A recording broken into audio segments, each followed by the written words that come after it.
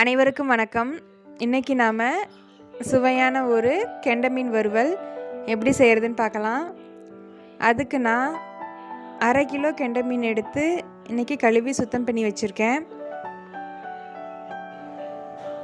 இதில் இப்போது கொஞ்சமாக உப்பு, 1/4 டீஸ்பூன் அளவுக்கு மஞ்சள் தூள், 1/2 எலும்பிச்சம் பழத்தோட சாறு எல்லாத்தையும் சேர்த்து நல்லா ஒரு தடவை பிரட்டி எடுத்துக்கலாம். இப்போது இந்த மீனை கோட் பண்ணுறதுக்கு தேவையான மசாலாவை ரெடி பண்ணிடலாம்.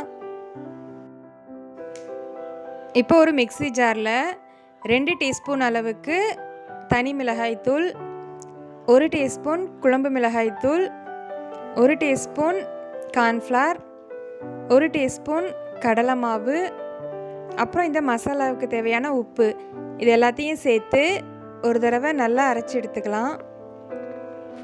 தண்ணி ஊற்ற தேவையில்லை, ட்ரையாகவே அரைச்சி எடுத்துக்கலாம்.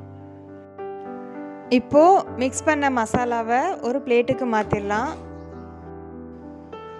ஊற வச்சிருக்கிற மீன் துண்டுகளை இந்த மசாலாவில் பிரட்டி ஒரு 10 நிமிஷத்துக்கு அப்படியே இருக்கட்டும். அதுக்கப்புறம் நாம் பொரிச்சு எடுத்துக்கலாம். மசாலா மீன் துண்டுகளோட எல்லா பக்கமும் படுற மாதிரி நல்லா பிரட்டி எடுத்துக்கலாம்.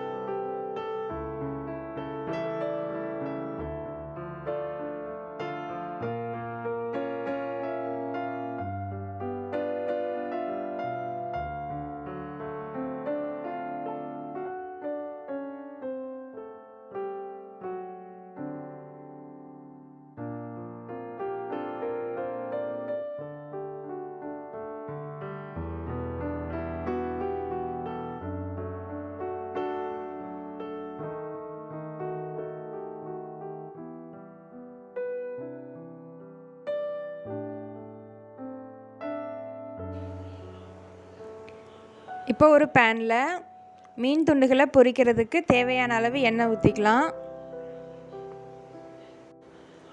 அதிகமாக எண்ணெய் சேர்க்கணும்னு தேவையில்லை, கொஞ்சமாக சேர்த்துக்கிட்டாலே போதும்.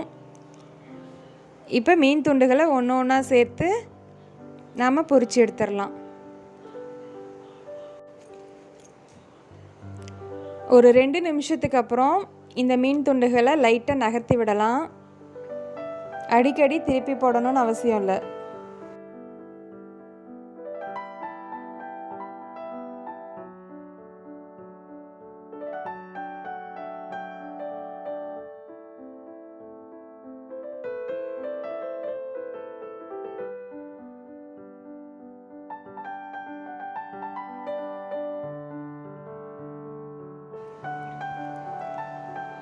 இதே மாதிரியே திருப்பி போட்டு அடுத்த பக்கமும் நாம் பொரிச்சு எடுத்துக்கலாம்.